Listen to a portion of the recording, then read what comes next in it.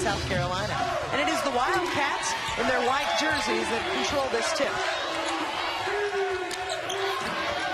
13 seed LSU in purple with gold piping.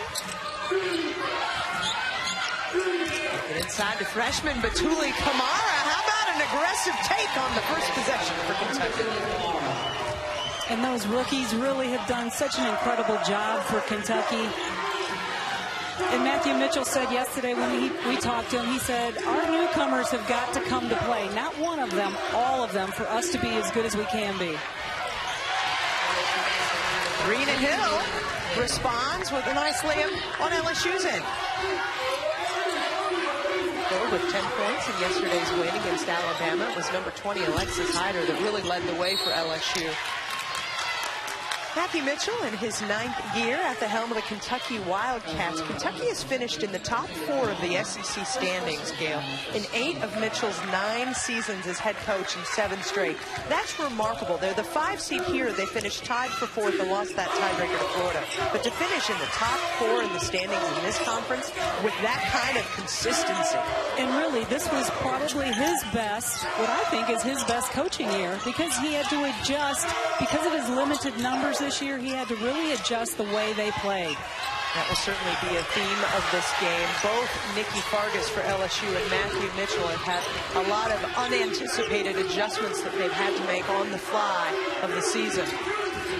Adversity, player departures for Kentucky, injuries for LSU. You name it, these two teams have faced it this year. Janae Thompson, the senior that Steffi was talking about out of Chicago, Illinois with the tape. And Janae had just a fantastic game the last time these two teams played. 16 points and 10 assists.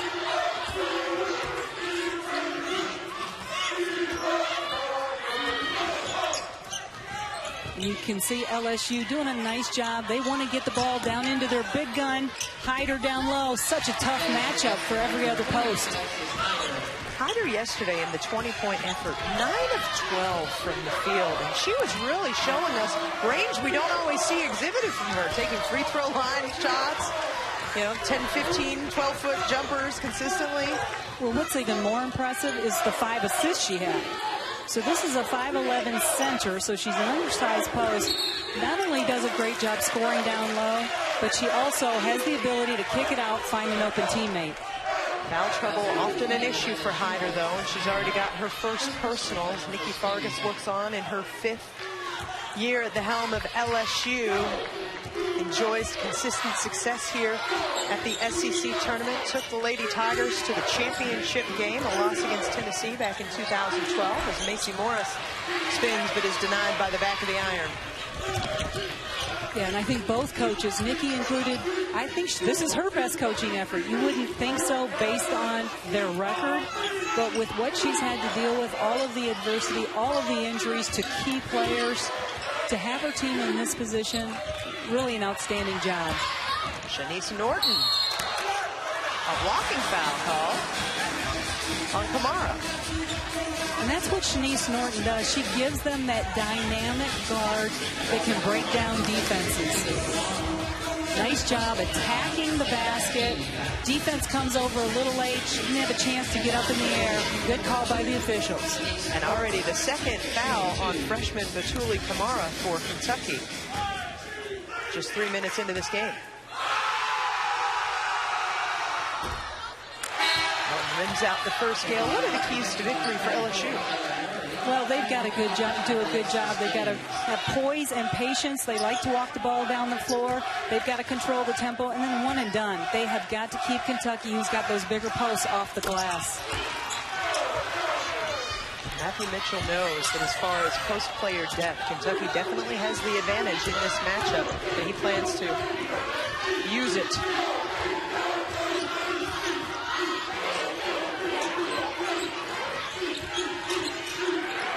You can see LSU, this is their trademark matchup zone. You have to have great patience, but still have the attack mindset. Nice job driving on that baseline. Evelyn Akator, one of the new faces in the SEC this year, and named second team All-SEC, so you know the impact that she had for this Kentucky squad. Leading the Wildcats in rebounding, 9.4 a game. Also a double-digit scorer with 11.6 points. Well, she had 15 points, 18 rebounds in their last game against Texas A&M. And over the last 3 games, she's averaging 15 points and 13 rebounds. So you feel like she's just really turned the corner and turned it up. It's the perfect time to peak, just as her team has been doing. The keys to victory for the Cats in this one? Yeah, Kentucky needs to get stops and go. They want to get their transition game going because they do want to control that tempo as well. And then they need the inside-out attack. They know they've got the size advantage. They've got to go down low, really attack in that post area because LSU doesn't have depth in the post. Pace is always an issue when teams face LSU because of their roster issues, which we'll detail more. They run a very slow half-court set. So if you're a team that likes to run, as Kentucky does, typically led by that player, Michaela Epps, you've got to make sure that you're managing it, playing the game the way you want to play it, not the way LSU is going to dictate, which is methodical. And to do that, you've got to pick up full court. LSU uses their post players to bring the ball down the floor. They know that most post players are not comfortable defending 24 feet from the basket. Third turnover for LSU turns into another basket for Michaela Epps. And that's Epps. To me, she is the best finisher in the SEC. Absorbs contact. She's big, strong, physical, and just does a fantastic job on the finish.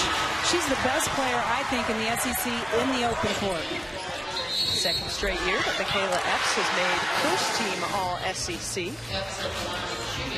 A junior out of Lebanon, Kentucky, Marion County High School. Of course, her dad, also a famous Wildcat name. Anthony played for the Kentucky men's team. And he's been her coach most of her life. And Epps now has as many points as she scored in the entire first game against LSU. A 7-0 run for Kentucky to expand their lead to 6.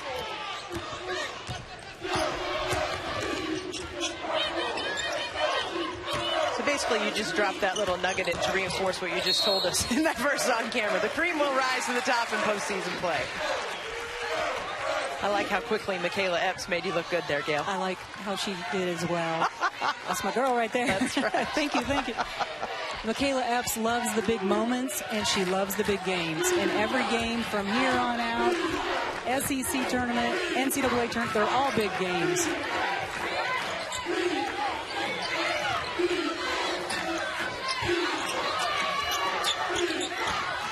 Wildcats patiently trying to choose solid shot selection, and Alyssa Ryston, the sophomore out of Reynoldsburg, Ohio, on the board. And then defense from Rice on the other end, denying Shanice Norton. Taylor Murray with the afterburners flaring. A lot going right for Kentucky right now. And at this point, it just looks like Kentucky has the fresher legs. You can see them getting out on the break. They wanted to score in transition before LSU has a chance to get their defense set. Rice converts the three-point play. She and Epps leading their team with 5 points each.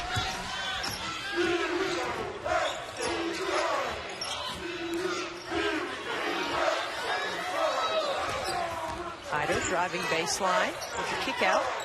Rena Hill with the shot. Rebound to Rice.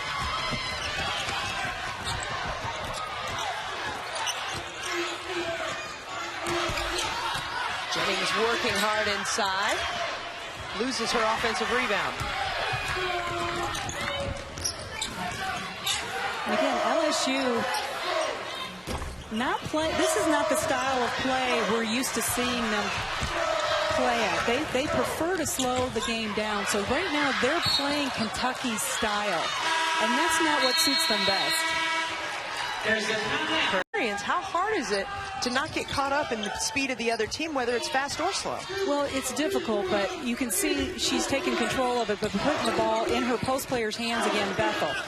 And what that does, it's got a post player out top, which allows them a little more freedom of movement, not quite as much pressure from that post player. but still shooting the ball, I think, a little quicker than what we're used to seeing. They want to really utilize the clock. The clock is their friend when they go slow. You know, it frustrates defenses. So right now, still playing into the hands of Kentucky.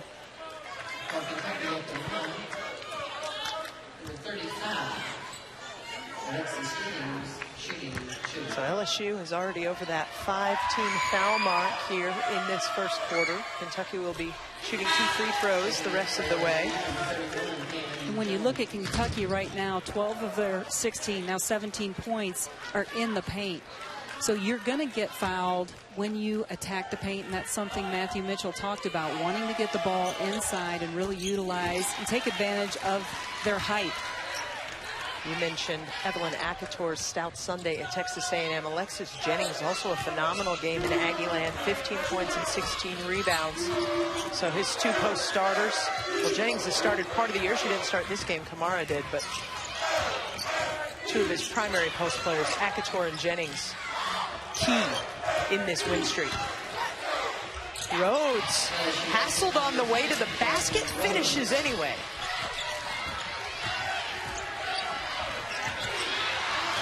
Norton knocks the ball away. Taylor Murray scampers to get it back.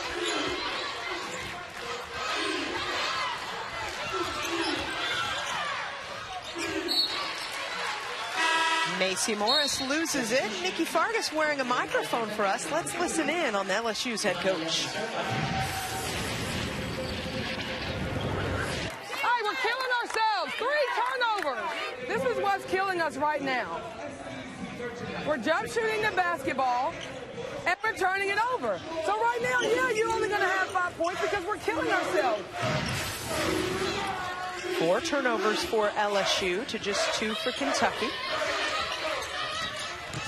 Multiple coaches will be wearing microphones for us this week at the SEC Women's Tournament. So we'll be bringing you those SEC Wired segments in all of our broadcasts through Championship Sunday. Macy Morris off the mark.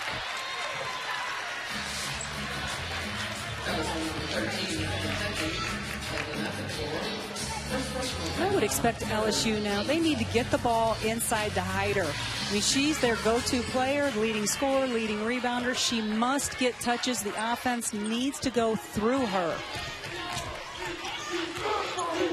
Evelyn Akator picked up a personal foul on the other end. 3 team fouls now for Kentucky.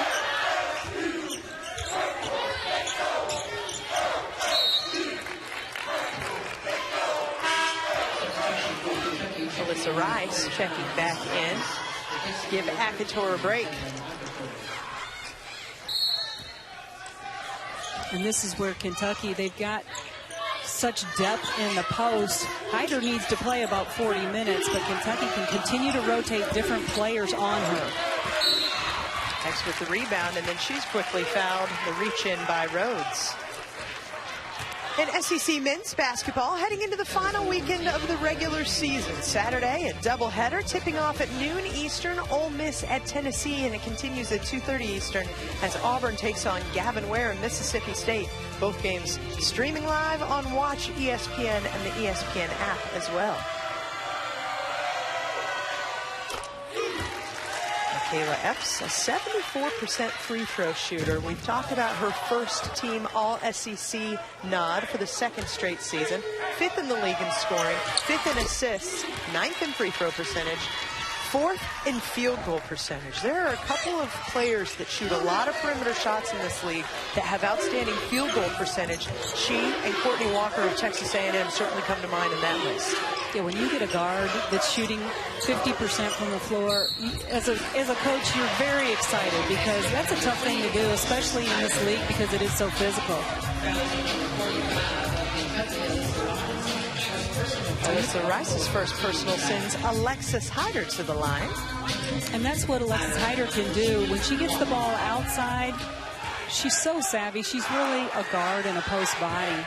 And she can attack the other bigger, slower post players and take them to the rim. Oop, harm, 3-point play for Hyder.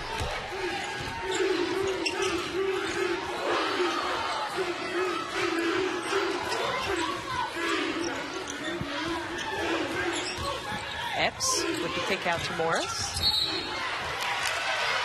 Rena Hill is on your all-charge taking team. I love Rena Hill. She's one of those players, just plays with so much heart, understands the game, takes 2 or 3 charges a game. So love the way she defends, just such quick feet.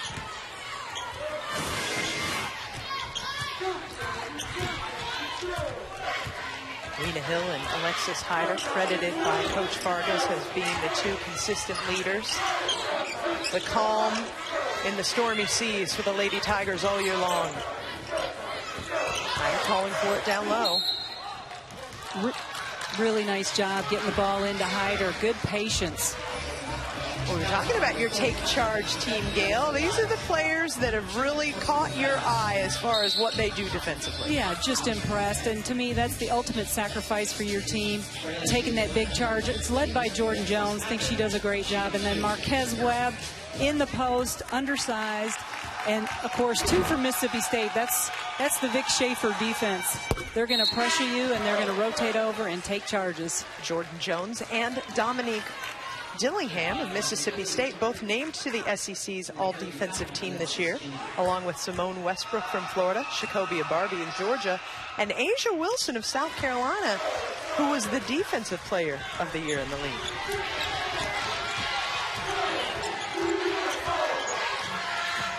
Alexis Hyder doing what she does. Leading score for LSU was 7 as they've cut Kentucky's lead to single digits.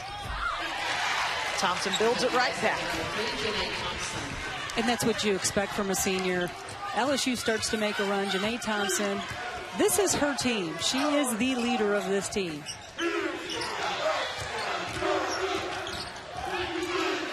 Hill, money. And again, that's an assist by Hyder. She set it up. Just the ability to drive past the Kentucky post players and draw help.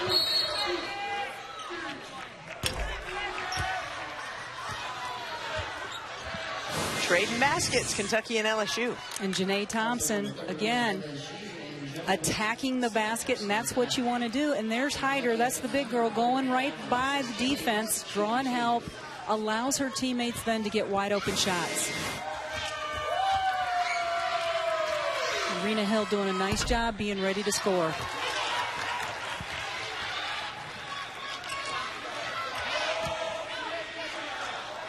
Alexis Jennings, the sophomore out of Madison, Alabama, splits the pair.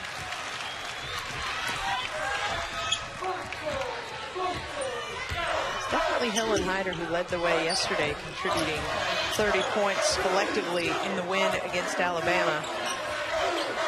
In that game, LSU had to sit 2 big players, Jasmine Rhodes, who comes off the bench in a key reserve role, and AKILAH Bethel, who usually starts for this team, but did not get the start today. They sat the first half, suspended for a violation of team rules. So you took a roster that's already been decimated by injuries and 2 more players away from it. Yeah. In that first half, Coach Vargas had to be so happy with the way her team responded and rose up.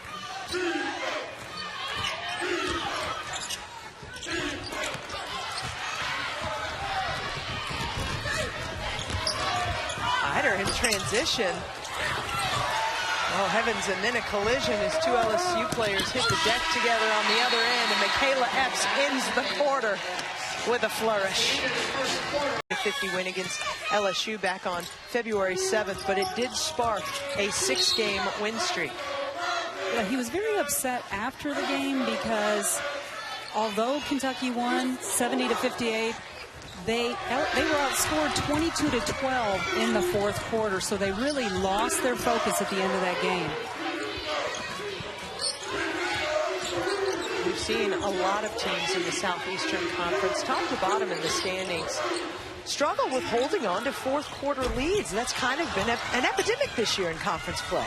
Well, and that's when you're going against such great teams. If you lose your focus, I don't care if you have more talent. The other teams have as much talent or they've got as much heart as you do. So you can't afford to lose your focus because teams will not die. They will not quit. They're going to make a run. Shot clock under 10 for the Lady Tigers. Hyder shooting over a pair of defenders. No problem. And you can see what LSU has done. They've moved Hyder to that high post. Down low, she's going to get her shot blocked because of the bigger post players from Kentucky. But up high, she's getting the ball and she's driving to the basket past the slower defenders. AKILAH with the offensive rebound and the putback, her first field goal of the contest. And on the flip side, that's what Kentucky's goal is. Get the ball inside. And even if they miss the shot, they know they can attack that offensive glass. And they can also score in transition. This learning year of her life, she's not used to losing. She didn't lose as a player in high school, college, and she's been with outstanding teams as well. But she feels like she's really learned a great deal through this season, as have her players. I mean, she's also made it to 4 straight NCAA tournaments with LSU, going to the Sweet 16 the first 2 years with the Lady Tigers. Not eligible for postseason play this year, 10-20 overall, just 3-13 in the SEC. But what you do see when you see LSU play, Gail, is you think about what's going to happen when they get some of those players back next year. There's still a lot there. They're just not available right now. Yeah, we've talked about the fact that all of these players now, Rena Hill in particular, they're great role players, and they've been asked this year to be go-to players, and that's a tough position to be in. When they get their go-to players back next year, it's going to be an entirely different look for this LSU team.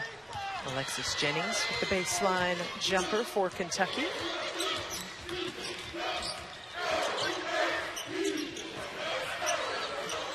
Hyder calling for it. Jones did not put enough pepper on the pass. And that's where it's tough to lob the ball into a 5'11" post when she's got a 6'3" player defending her. That's just good math that you gave us there, Gail.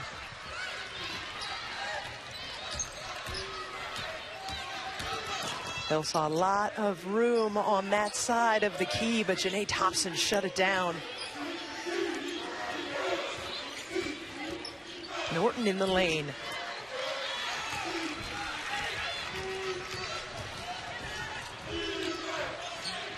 Two of the new faces for Kentucky out on the floor, but it's two of the veterans that tried to connect there. You've got the freshman Taylor Murray, number 24 in white, along with Evelyn AKILAH, number 13. And looking at the LSU possessions, their first 23 possessions, they've shot with 14 seconds on the clock. And that's not their norm. Their norm is they start their offense with 15 seconds on the clock. So again, with Coach Fargas talking about the quick shots that they were taking early on, that's not the style of play that is effective for them. Jennings splits through some defenders, but runs into a block.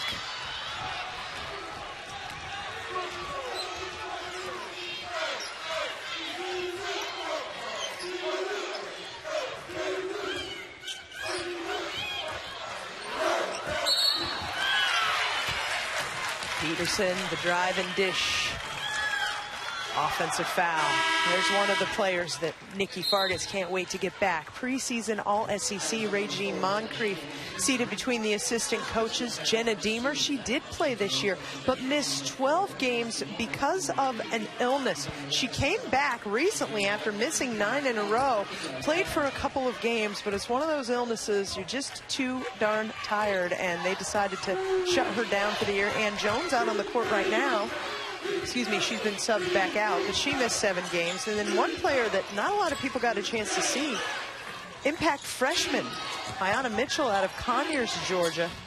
She was taken out of action after only playing 3 games, just like Moncrief. Both Moncrief and Mitchell had surgery, and they're well on the way to rehabbing those injuries. The shot clock winds down on the Wildcats, but the long rebound corralled by Thompson. What a dagger! The 3 from Michaela Epps. And that's why I always love the threes on an offensive rebound kick out. The defense is not ready to play defense to the three-point line. It's a great time to shoot the 3. Hyder foul. And again, just doing a nice job just to get the shot off. Great clock awareness. Janae Thompson gets the rebound, kicks out. You got to love that. Get the ball to your best player. Let her make a play.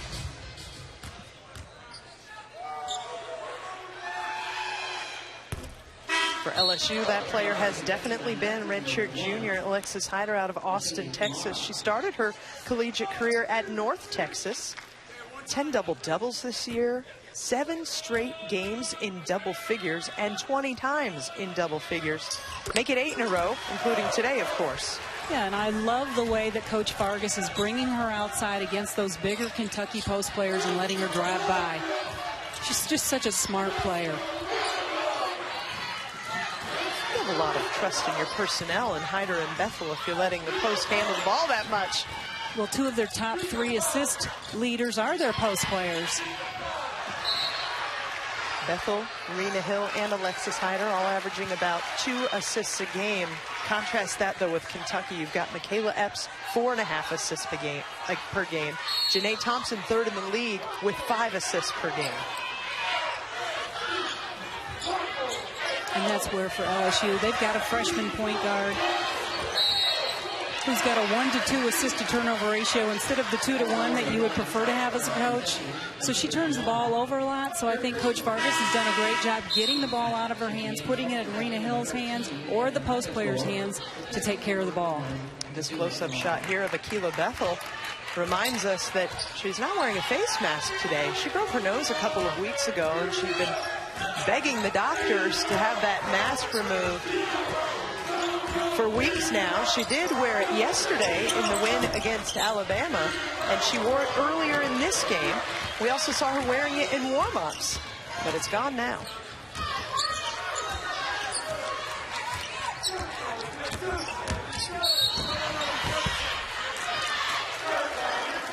Fouled out on the perimeter. Second personal foul for Macy Morris. 13 foul for Kentucky.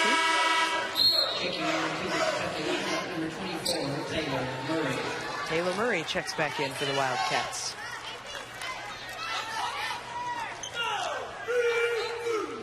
And this is where fatigue could become a factor. You see Kentucky continue to sub, put fresh legs in. They didn't have to play yesterday. LSU doesn't go deep into their bench. They can't. They don't have a bench. So those players played 40 minutes yesterday, and now they're being asked to come back today and play a tough Kentucky team that loves to run. Jennings inside.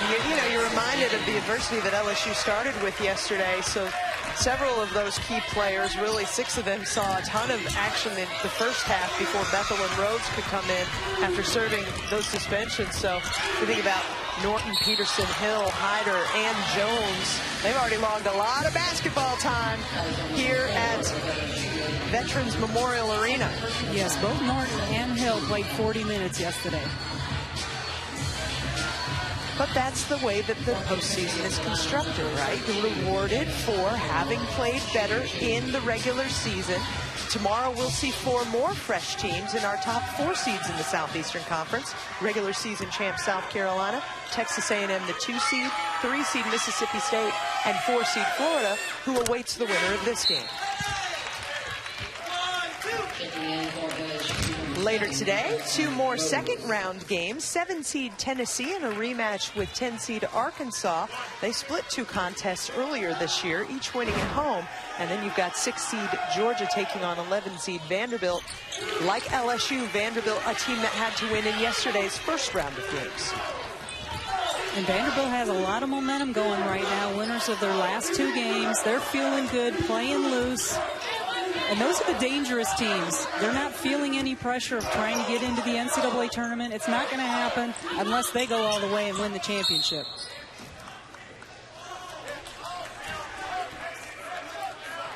We heard that a lot in the last couple of weeks from head coaches, just as we heard yesterday from Matthew Mitchell.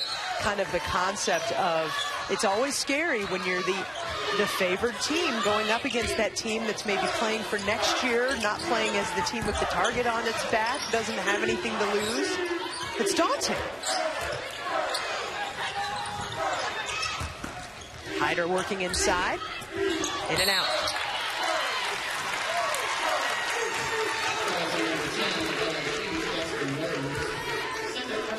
Second personal foul on Jasmine Rhodes.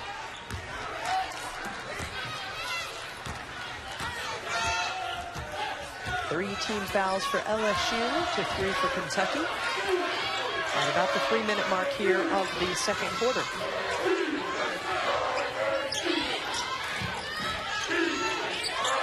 And again, LSU in their zone, playing personnel, making it difficult for Morris to get a look at the basket. But they'll let the Kentucky post players take those 15-foot shots. Rhodes from the outside. Long 2, her second basket of the game.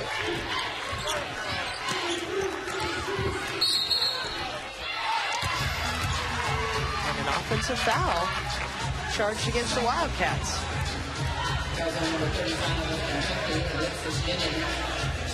Second personal on Alexis Jennings.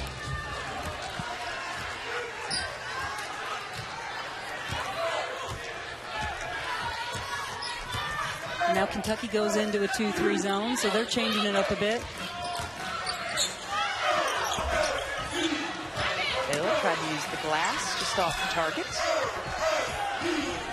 And LSU, they know LSU doesn't shoot the 3 often or well. So going to Mitchell wants a timeout. The last play of the game. And Auburn they're known for their defense, so I think it was appropriate that they won the game getting a defensive stop to finish the game. Sierra Porter had a look at the basket off that final inbound play. In close, but the shot wouldn't fall, and Auburn held on. 5 seconds now on the shot clock for Kentucky. Murray sees it. Rim Rider.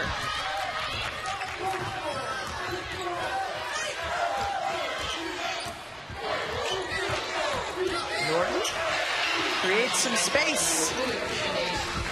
And I've really been impressed with Norton's ability to get into the paint. She's been driving north-south, and it's really caused Kentucky some trouble. They can't keep her on the outside.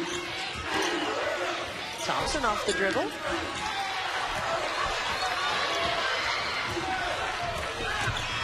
Norton just has Thompson to beat. She gets by her, but she can't finish at the rim.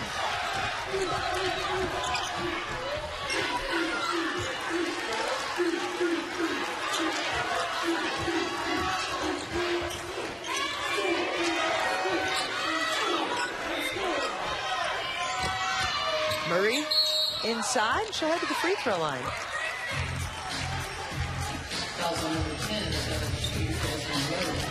Third personal foul on Jasmine Rhodes. Didn't play in the first half yesterday, but managed to foul out in just the second half of action in the win against Alabama. Taylor Murray, one of those 4 fresh faces, and Matthew Mitchell telling us, Gail, all 4 of his first-year players, as far as first year to their program, Akator is a junior, unbelievable workers. He loves their resiliency. I like how he said, they've made all sorts of mistakes which could destroy confidence in normal people. But these are abnormal girls who tirelessly work and try, and that's basically Matthew Mitchell's perfect player. Yeah, he said before practice, after practice, they're always working on their games. And that's impressive for first-year players.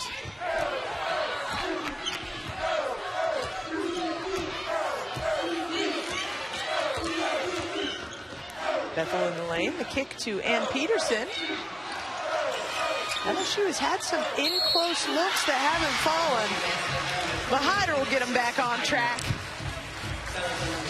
And Coach Vargas, she's finding the matchup she likes, getting the ball to the post players, letting them drive by and create. Even when they miss the first shot, because of the rotations defensively, it's allowing them to get on the offensive glass. Another 3-point play for Alexis Hyder, leading scorer on the floor with 16.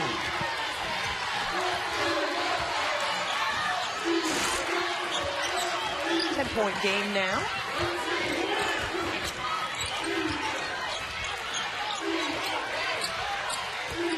Time winding down on this first half. Will Kentucky get a shot off? Well, of course, the trusty senior Janae Thompson gets it done before for Steffi Sorensen that defense would be the onus of his halftime conversation, and he has asked for more hustle from his Wildcats. Let's see if they will respond as such.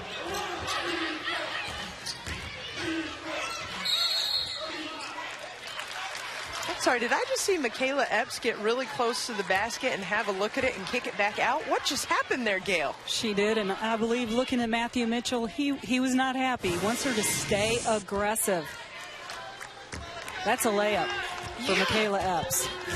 She gets in that area, that close to the basket, it's finish time. Well, and there was a 3-second call because the post player assumed she was going to go take the shot. She got stuck in the lane for 3 seconds. So what could have been a layup ends in a turnover.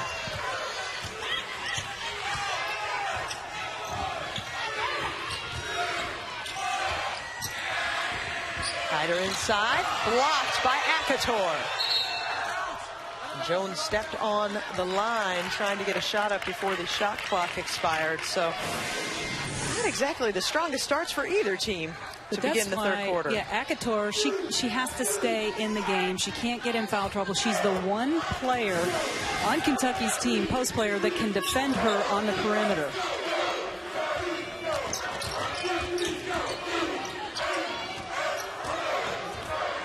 And Kentucky going with their little weave, ball screen weave offense. Nice job getting the ball inside to Akator.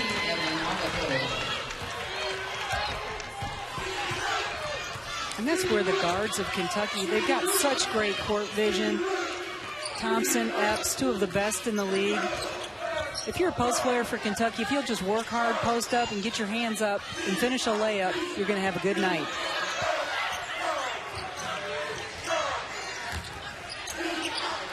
Hill with the shot clock at 5. She's just lethal from that range.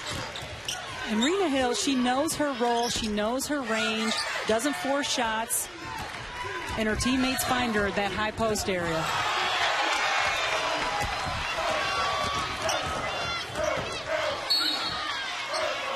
Epps runs into some strong defense by Alexis Hyder there, gives her a little pat. And Alexis Hyder, good defense. And again, for a 5'11" post player, she's got great feet, she's got great hands, and she understands the game.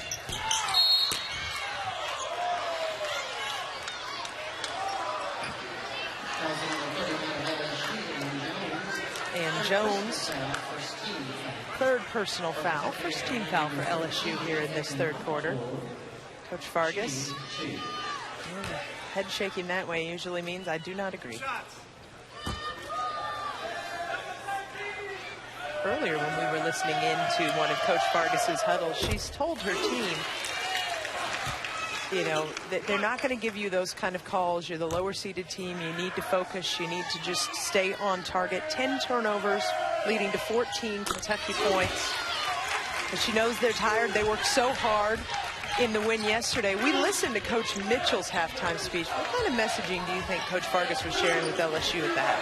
Well, I think offensively, again, they need to be more patient with the ball, move the ball around, break down the Kentucky defense, share the ball the way they did yesterday. 21 assists on 25 baskets yesterday. Today at halftime, they had 4 assists on 11 baskets.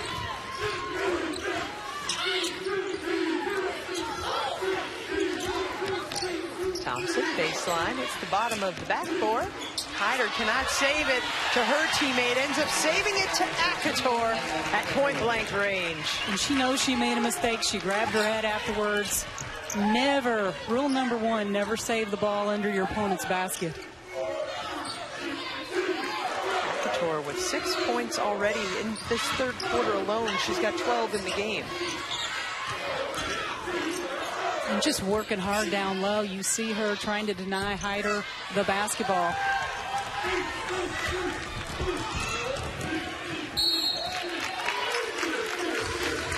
Morris runs out of room and gets fouled. And again, Hyder, loose ball. You know, unless you know for sure you can save it to your own teammate, you never save it underneath the basket. Akator says, thank you very much. Macy Morris fouled by Ann Jones. It was the 4th personal foul for Jones, the senior out of Jackson, Tennessee. So she will check out, and AKILAH Bethel checks back in. Macy Morris at the line, 89% free throw shooter this year on the SEC all-freshman team. She doesn't shoot a lot of free throws, but she's hit most of them. Kentucky enjoying its largest margin of advantage so far in this game. And you can see as soon as Akator went out, LSU goes into Hyder. It's a totally different ball game when anyone else is defending Hyder. She knows she can get by the Kentucky post players and draw the foul. 3rd personal foul on Alexis Jennings sends Hyder to the line. And I would expect Akator to be on the all-defensive team next year once she learns to stay out of foul trouble. Because she can defend on the perimeter, she can defend inside. She's an excellent shot blocker and rebounder. Well, she's 2nd on her team in steals with 34 coming into the contest today. Her 27 blocks lead the team. Her rebounding we've already talked about. 2nd in the SEC in rebounding this season.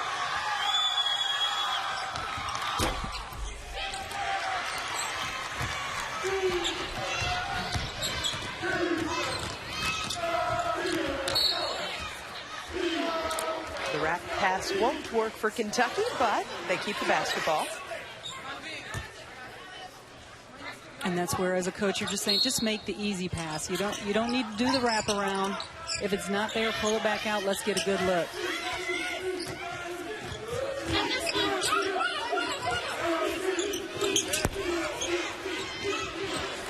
Bethel with the rebound. 3 freshmen on the floor right now for Kentucky, the faces of the future that have also been the faces of the present this year. Oh, what a block by Batuli Kamara, my goodness. Batuli hampered by foul issues in that first half. She started the game but only played 3 minutes because of 3 first half fouls.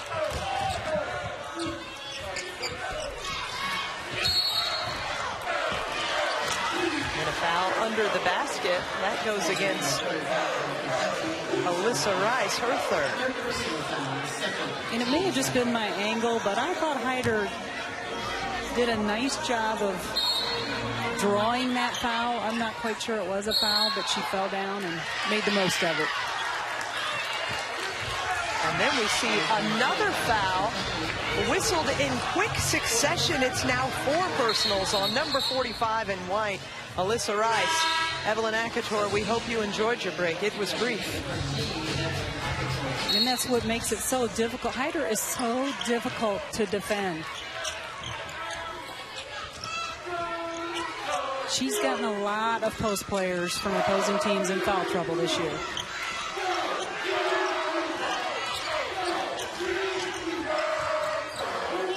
Hill. High archer won't fall. Bethel streaks in for the rebound and gets the putback. First bucket of the day for Bethel. A reach-in foul against Norton. That's her first. And I think with Bethel, you know, we saw her take the mask off. And it's like, this, your senior year, you've got to play all out. And that rebound she just had, that was a monster rebound. She doesn't want her season to end. Kamara baseline. Draws the double and finds the open Thompson.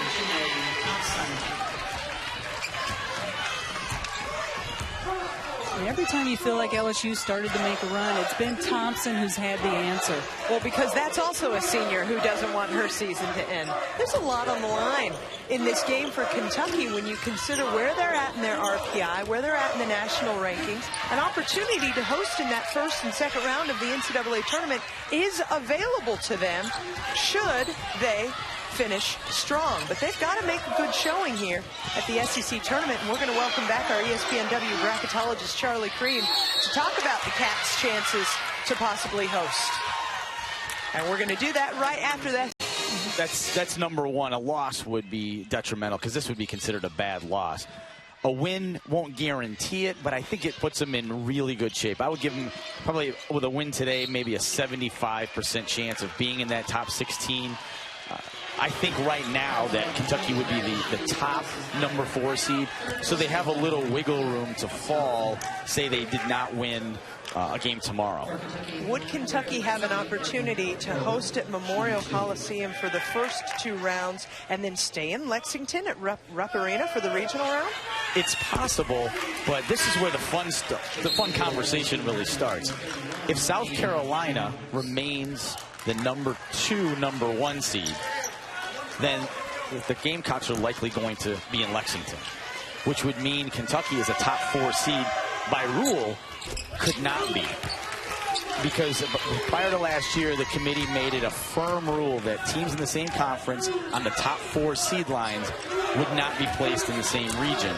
So that would eliminate Kentucky's chances of playing in Lexington. Now, should South Carolina not win the tournament here and Notre Dame win the ACC and Notre Dame move up to that number 2 spot and Notre Dame then goes to Lexington, South Carolina would likely go to Dallas or maybe Sioux Falls, and certainly that would open up a spot potentially for Kentucky to play in Lexington 4 games. So once again, South Carolina, being the team that has earned this right, is going to possibly, make it uncomfortable for some other SEC teams, because we've talked earlier in this broadcast about the reward that teams get for regular season success. If you look at the way these conference tournaments are structured, the 4 teams tomorrow, they've watched games for 2 days and they've come in on fresh legs. So it's really all about the risk reward of the season. It is sometimes a team like Auburn, it was almost nice that they got an extra game to play.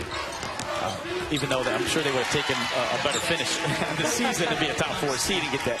But they needed to play an extra game, and it really worked out for them. What are the other storylines that you're tracking this week, specifically from the SEC, Charlie? The Tennessee, certainly. I think they're a storyline regardless of what else is going on. Certainly want to see them put a stamp on the way they played against Georgia with their game against Arkansas later today.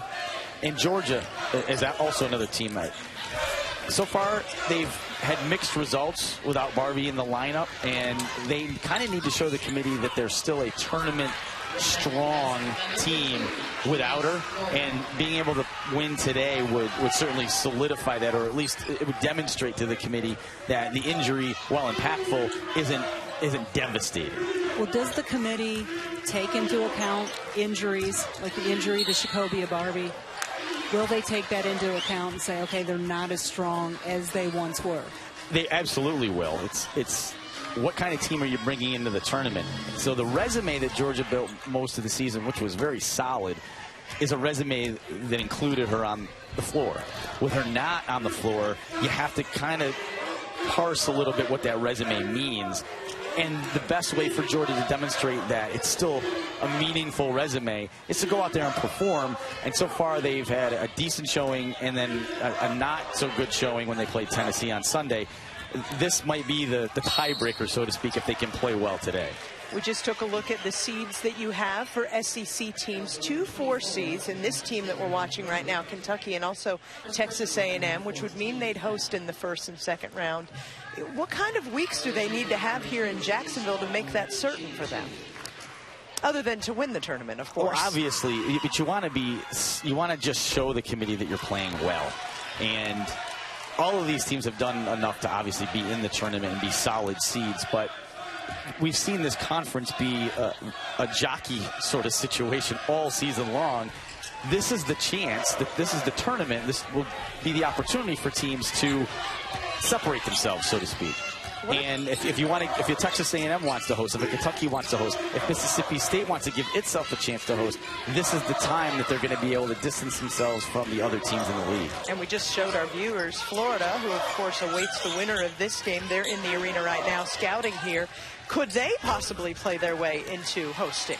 They could, actually, but breaking news, I actually learned just a little bit ago that Florida's arena is under construction, So even if Florida's a top 16 team, a top 4 seed, they won't be able to host. I didn't know that until about a half an hour ago. I actually did know that. And then you reminded me of it. But it was something I had Florida in the regular season a couple of weeks ago when they were still really strong. And it was kind of like, wow, is there a way that you guys could play into hosting?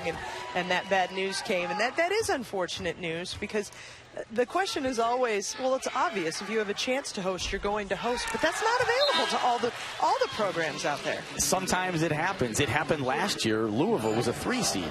But their arena was being used by the men's tournament, so they couldn't host. So they had to go to South Florida in their second game. Still beat South Florida, so it didn't impact the tournament as we predicted it. But it still was a little bit of an extra rigor for Louisville to have to go on the road to play 2 games and play a true road game in the second one.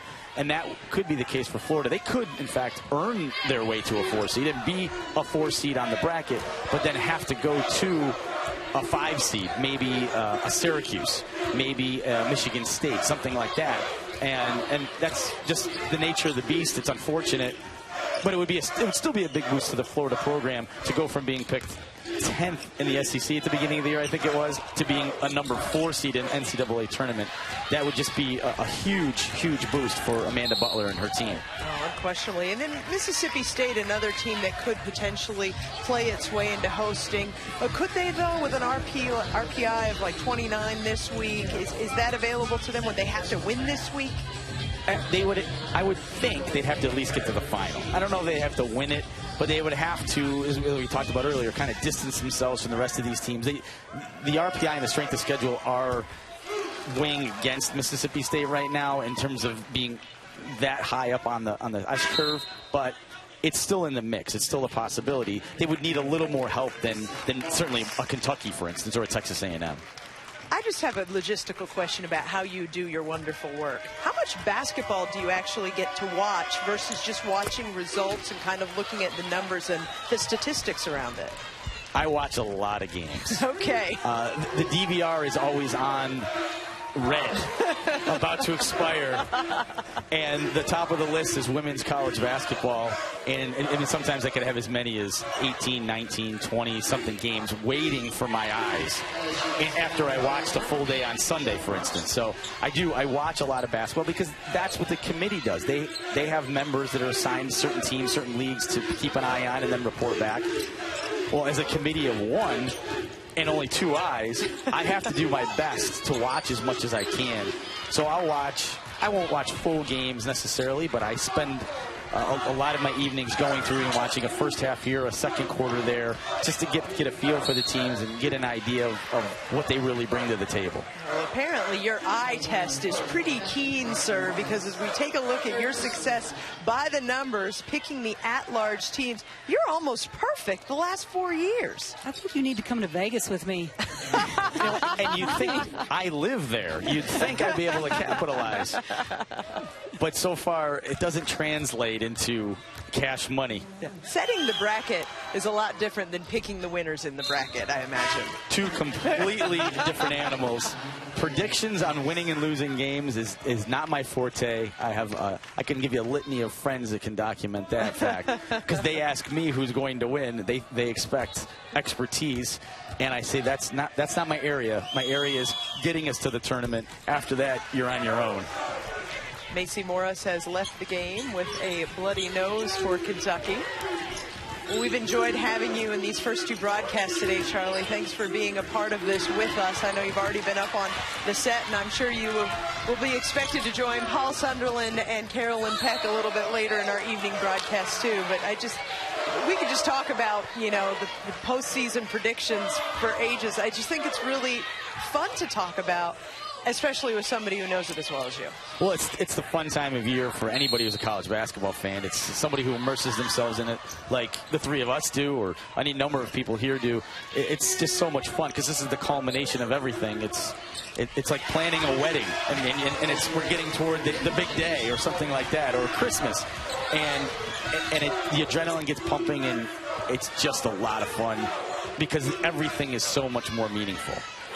Well, if it's like Christmas, unfortunately, some people don't get any presents. They're waiting and waiting for Santa to say, bring the presents. We'll see if Kentucky can get one last gift here to wrap up this third quarter. Thompson trickles it home.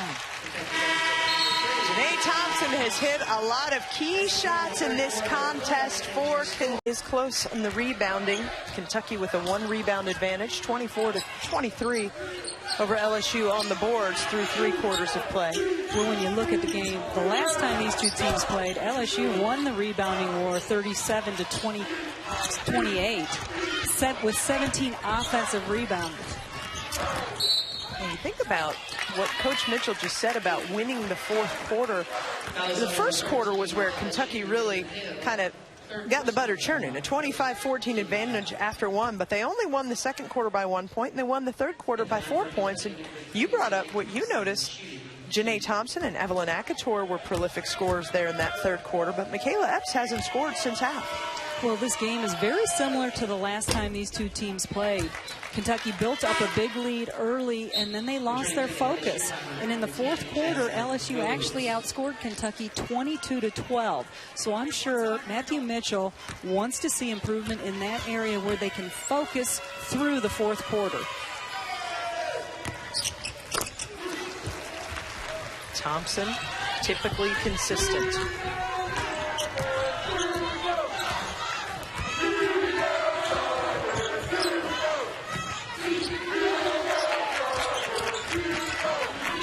The winner of this game will take on 4-seed Florida as Jasmine Rhodes banks one home. Florida and Kentucky finishing with the same record in conference play, 10-6 on the season, but Florida beat Kentucky, so it was that tiebreaker that earned them the extra day of rest.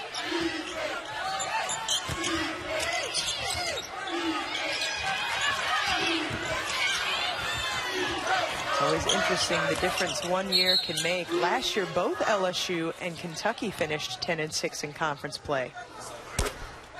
But LSU this year, decimated by injuries. Coach Fargas has had to manage a truncated roster all season long. Kentucky also with a roster that was a little different than they expected at the beginning of the year. They had a couple of seniors graduate, Bria Goss, Jalea Sidney, and 2-time 6th Woman of the Year, Jen O'Neill, but then several transfers. Ivy Gooden-Rogers left the program. Lene Harbor never started the season with the program. Gooden-Rogers actually played a few games. And they had another player transfer from Oregon, Crochet Rowe, who never played, and she left. And that's why I think Matthew Mitchell has done probably his best job coaching. It's a limited roster, and really he had to change the way they played. Typically they would play full court. It was the 40 minutes of dread, and they really had to back off. They just don't have the personnel, the depth to play that way anymore, so they adjusted their defensive style and really just done a tremendous job, a masterful job. Bethel with the basket to answer.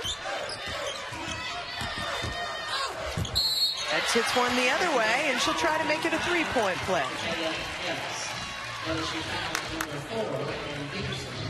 And again, sorry, Gail. Michaela Epps, when she puts her head down and decides to go to the basket, it's so difficult to stop her. Like I said, I think best finisher from the guard spot in the SEC. Epps at the line shooting 1.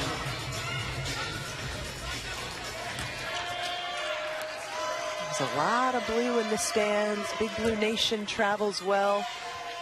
Of course, there's a lot of orange in the stands as well. Annually, the largest population of fans in the SEC tournament stands are wearing Lady Vols script tee, orange, Columbia blue. Rhodes baseline, back iron.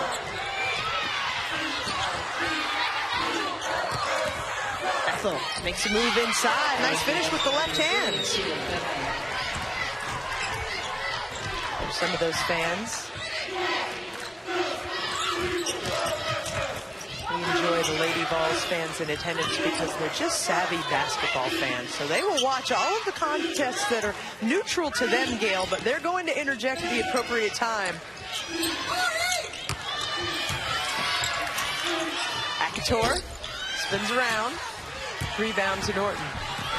And again, LSU, they just will not go away.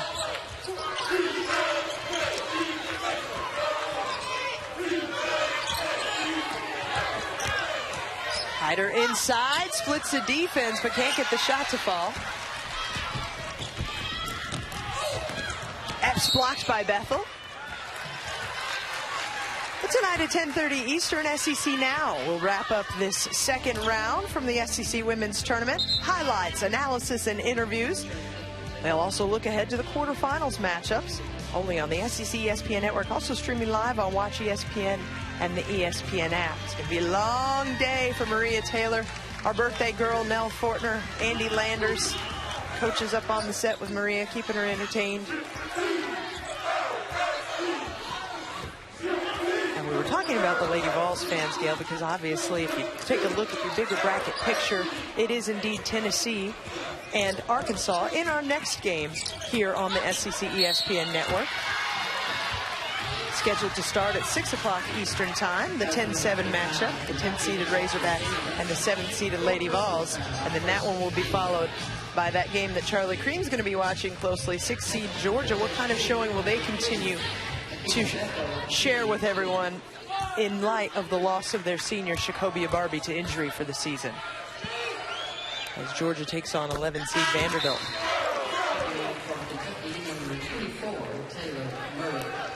Epps heads back to the bench.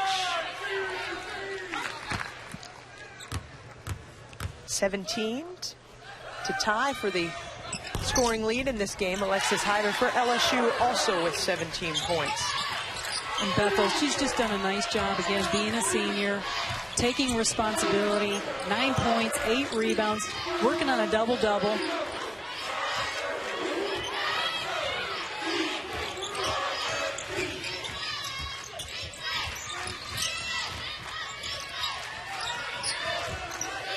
Really closing down those driving lanes. And then there's Rena Hill again, taking the charge for her team.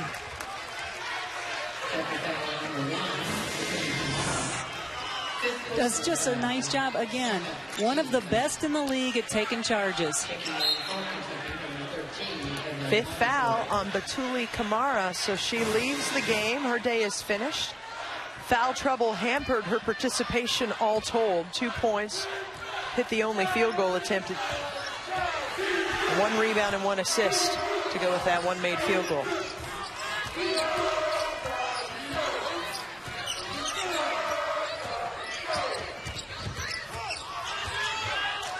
$14-point Kentucky advantage. They've led by double digits for a lot of this game. LSU only had 1 lead, and that was early in the first quarter. Morris, a confident shooter out of Pineville, Kentucky. Ankle the other way. And she's in double figures in the scorebooks.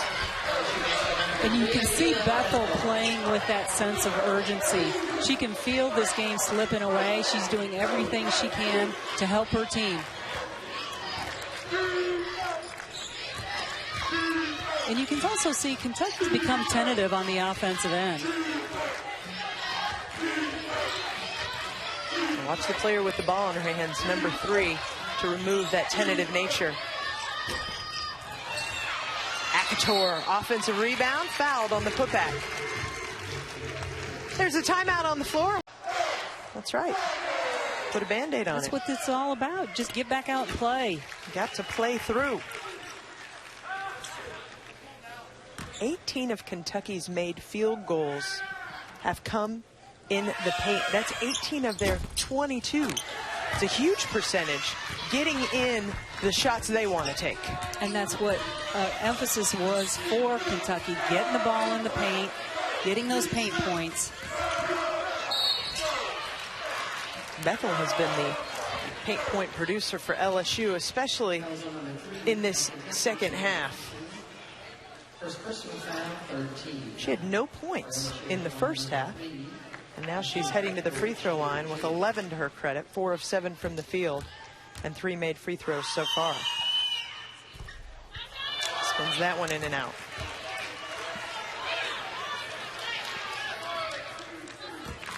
You see Epps, she's got that leg wrap, some ice around it. Well, Epps hit the deck hard in the season finale against Texas A&M. She was down on the hardwood for a while. They weren't sure that she'd return to the game. She did finish the game, but this is a player, Michaela Epps, who leads her team with 35.6 minutes a game this season. That's tops in the SEC in minutes played. At this point in the year, Gail, how worn down are these bodies? Well, I think they're struggling a little bit, you know, this time of the year because, again, it is so physical. Steffi Sorensen has more. Steffi? Karen Gill just got an update about Michaela Epps. She has a sore knee. You'll see some ice on it. I'm told that they're going to rest her and she will not return this game. Thank you, Steffi.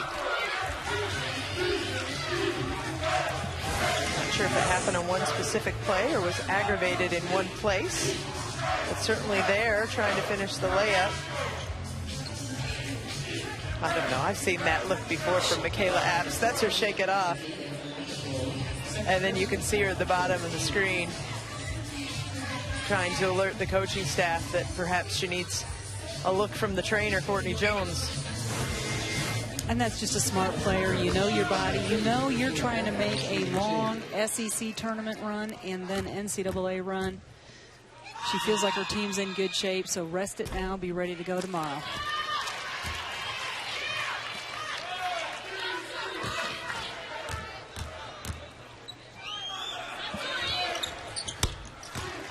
Bethel splits the pair.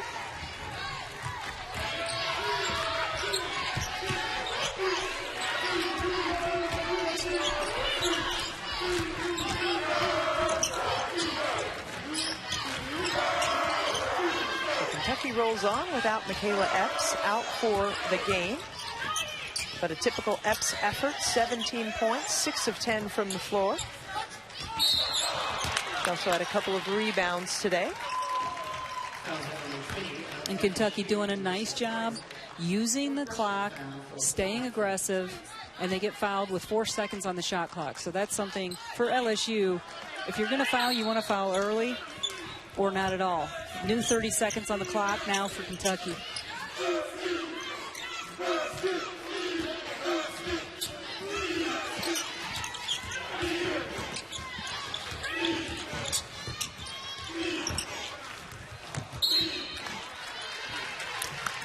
Errant pass inside. Turnover Wildcats. The SEC men's side heading into the final weekend of the regular season. Saturday, a doubleheader here on the SEC ESPN network. Tips off at noon with Ole Miss at Tennessee. It continues with Auburn at Mississippi State. Both games streaming live on Watch ESPN and the ESPN app. Three-pointer for Rena Hill. And again, LSU cuts the lead to 10 points. Very similar.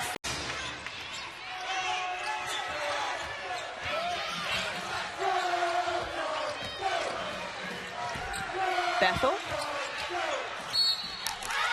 Right now, Bethel is a one-woman wrecking crew. She is just going in there, very aggressive, assertive. She's going after it, trying to help her team in any way possible. Second post player who has fouled out now for Kentucky. We've already seen Batuli Kamara leave the game a while ago. Alexis Jennings has now fouled out.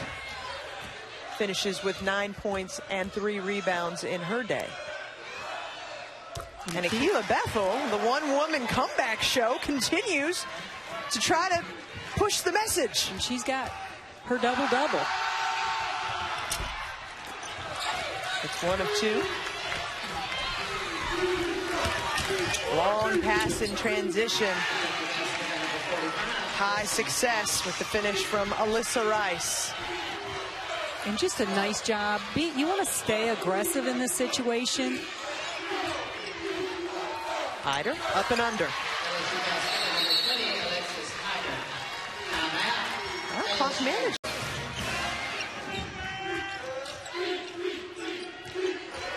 Let's see if Kentucky can persevere in the face of LSU trying to mount this comeback. AKILAH Epps out for the rest of the game with the knee being iced. 2 players also out with 5 fouls each, so Kentucky's short roster is much smaller.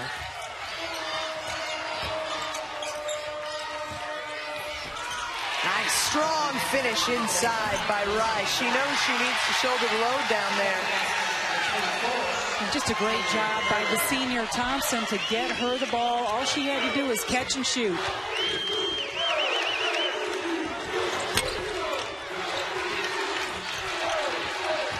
So a strong finish on one end for Rice and an important rebound on the other.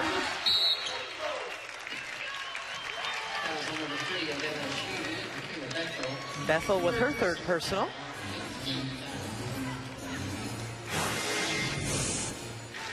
And again, just a nice little dump down into your post. Good finish inside. And then a great defensive play. That actually got the big blue fans to their feet.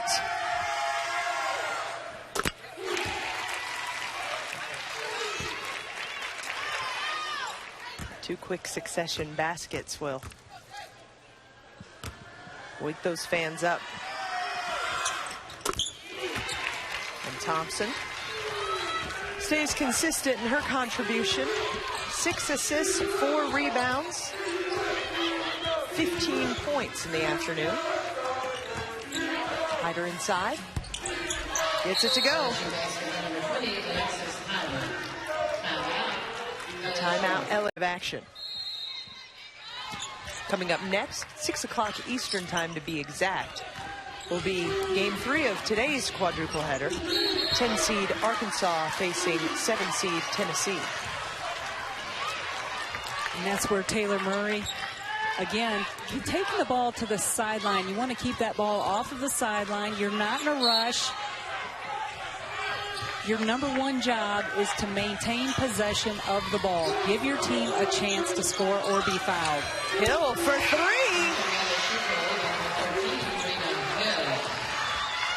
Again, back to a 10-point game.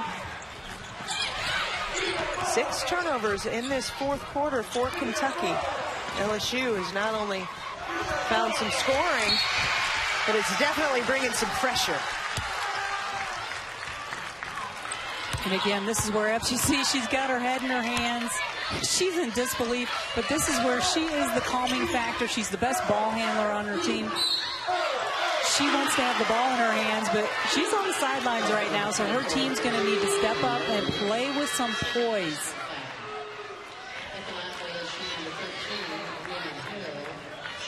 Epps just looks highly uncomfortable right now, not being able to contribute to this last minute 7 and help out her team.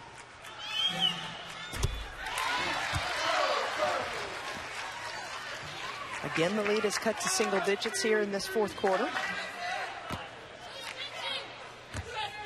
LSU finishing strong. They want to play on.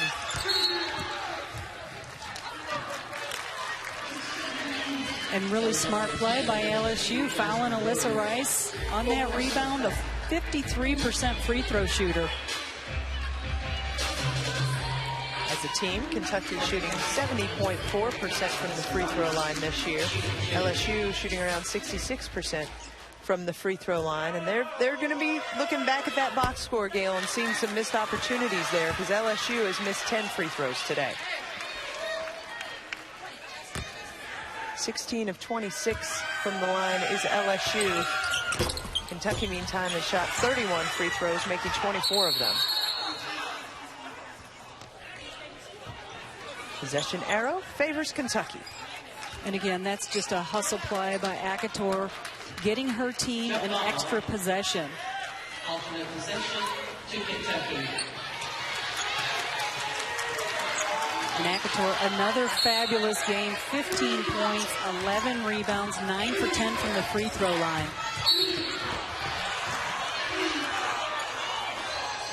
Now Kentucky has the ball in the right person's hands. Janae Thompson, 83% from the free throw line. your senior, that's who you want on the line if you're Matthew Mitchell.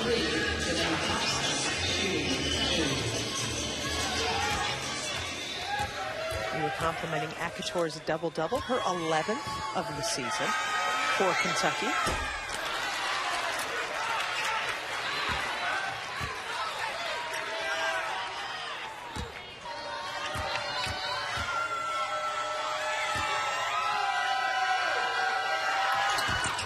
Thompson 1 of 2 to build Kentucky's lead back to double digits with a minute left.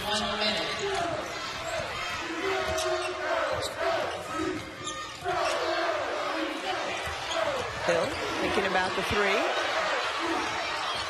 Norton back iron on the three. Hyder with the offensive rebound. Can't get the putback to fall.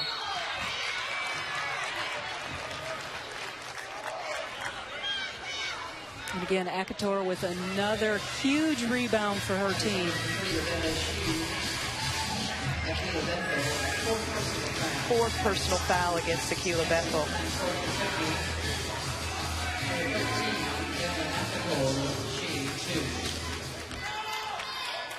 This is one of those games, Gail. We've talked a lot about the roster concerns and how short these benches are and the challenges of the coaches, but just watching the body language of the players as we wind down this fourth quarter, what I see are two teams that have a lot of love for each other, teammates that just have great chemistry. I mean, just the littlest things, like Alexis Hyder missed the putback and Jasmine Rhodes put her arm around her and she's like, that's okay. Earlier today, we saw Auburn linking arms during the national anthem. This is that time of year that you want to see everybody just really coalesce and love each other and have that chemistry, and we've certainly seen it in these first two games today. Well, and those are the teams that, as a coach, you love to coach, that really care about one another. And those are the teams that are the most successful as well. Yeah, no quitting Hyder either.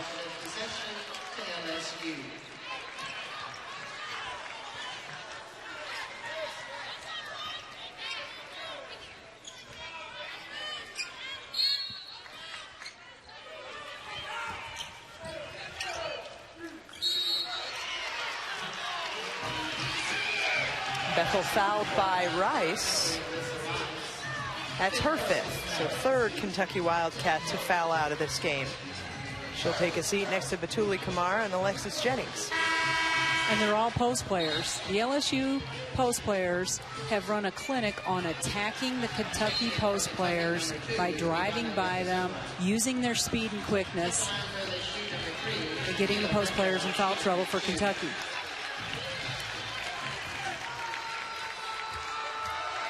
The Paul Feinbaum Show follows us here on the SEC ESPN Network. Hyder with her 10th double-double of the year. 21 points, 10 rebounds to complement senior AKILAH BETHEL's double-double for LSU.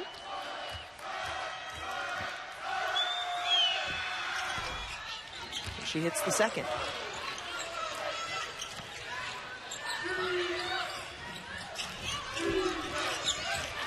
Ivana Jakubsova has checked in for Kentucky, number 2.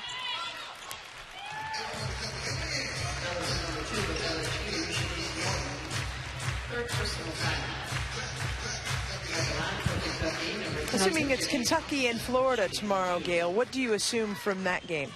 Well, the last time they played, Florida came away with the win by 79. They won 85-79. Kentucky had 30 turnovers in that game. And what we've seen here down the stretch, they've turned the ball over. So that Florida pressure is at another level, and it's for 40 minutes. So Michaela Epps needs to be ready to go because they're going to need her in the lineup. Janae Thompson in that game, 9 turnovers, very uncharacteristic. Michaela Epps had 27 points, so they relied on her heavily the last time those two teams played.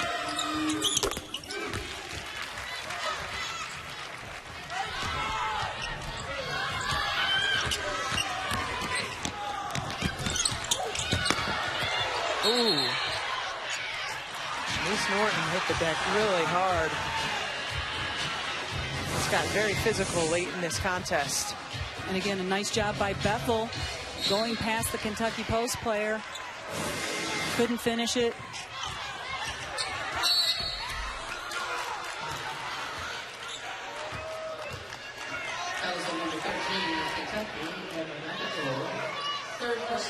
Alexis Hyder is she's just a handful for anybody. And she's coming back. She'll be back for her senior year next year. Reggie Moncrief should be back in fine form. We'll get to really see the impact Ayanna Mitchell can have on this LSU program. Graduating seniors, Ann Peterson, Ann Jones, AKILAH Bethel for LSU. Kentucky on the other side just has the one senior. Or two, actually, I'm sorry. Janae Thompson and Jakubsova, who's on the floor right now, but that's a player that averages about 8 minutes a game. So the player that they know that they'll miss in her 33 minutes a contest is Janae Thompson.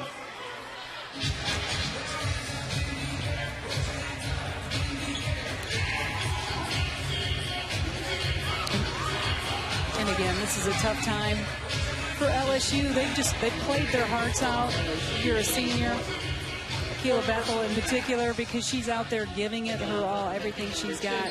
It's a tough time, but you've got to commend these LSU players because they've been undermanned, undersized all year long, but they played with such heart, such character, never been out of a game. It's exciting to think about where this program is going to be this time next year. It's an intentional foul that sent Jakubsova to the line solo. Kentucky also gets possession of the ball.